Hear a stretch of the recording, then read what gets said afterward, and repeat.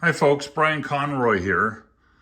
Like a lot of folks who have a small shop, we want to get a bandsaw. You got to have a bandsaw, and we started with the Ridgid 1400 BS14 inch bandsaw.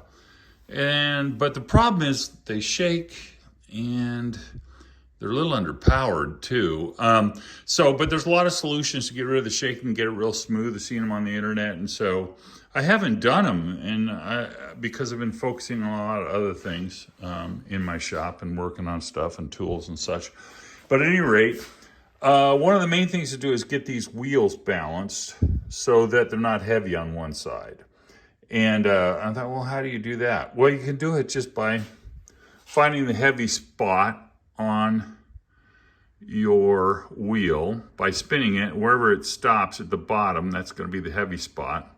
Unless you see it doesn't particularly stop in anywhere, in which case it's perfectly balanced, which it's just probably 1 out of a million. All these are out of balance because they just cast them and never balanced them when they sold us the saw. So my heavy spot is right here.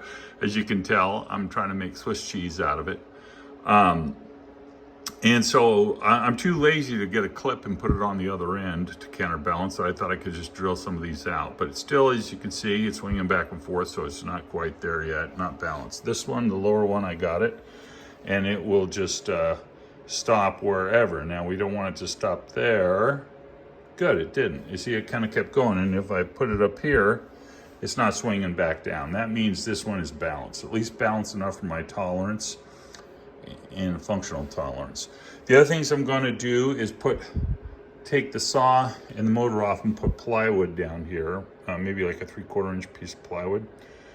And apparently that goes a long way to take some shake out of it, because what happens is this piece of metal it can vibrate with the movement of the saw, and it just creates some jiggle in it. The other thing to do was to take the belt off, take the standard V belt, and replace it with a link belt. So I had replaced this one because the saw had sat for a long time, and it would get a spot in it, and that can create a lot of vibration in the saw. So I'll get those little link belts. It's those green ones, the little pieces, all the pieces, because they don't form a memory because they're made of little pieces. So that'll smoothen that out. Then the other thing I'm going to look at doing, but you don't want to start throwing good money after bad. We'll get back to this. The other thing to do is replace these old tires, rubber tires that came with it, with ones on Amazon. They're only $23 for a set of urethane ones. And a lot of people said that's probably the most effective and least cost improvement that you can make to this saw. So I've just ordered those. There's also, when you order those, you'll see you can get these, some new blocks for these that are not just steel. There's some kind of composite steel. Anyway, they're supposed to help too. But then back to the motor. Ultimately, this is a 3/4 horse motor. And the problem is you really can't cut big or heavy stock without it slowing down. And so what I really wanted to do was put a 1 3/4 horse motor, or no, I should say 1.5 horse motor. That would double the capacity of this.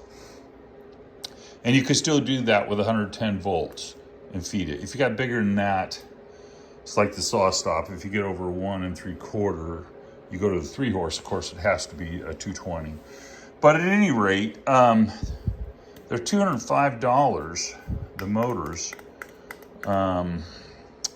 So I don't know whether this saw is worth upgrading at that point. You gotta, at some point you go, maybe I go get maybe I get a good bandsaw, spend $1,600 at least and do that. Generally you get a 1.5 horse motors with a purchase like that. So I'm gonna try out these low cost improvements first. And if it just bugs me, and it already does bug me, I'd like to get a better motor, but I only spent probably, this was a $600 saw that I got for about $380 or $400 at Home Depot because it was missing a couple parts. A lot of people buy these or get them from somebody, and that's why they're trying to fix them up. We're all on low budgets.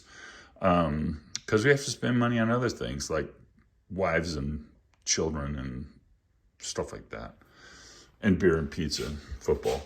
But at any rate, so maybe I'll do that. But I'll do these things. I'll put the plywood down here, mount everything down, and see how that improves it. But at any rate, it's simple to just balance these wheels. You can see this one is still not balanced because it wants to come back to center down here. So I got to get some more weight out of here, or add some weight up here. All right, have fun.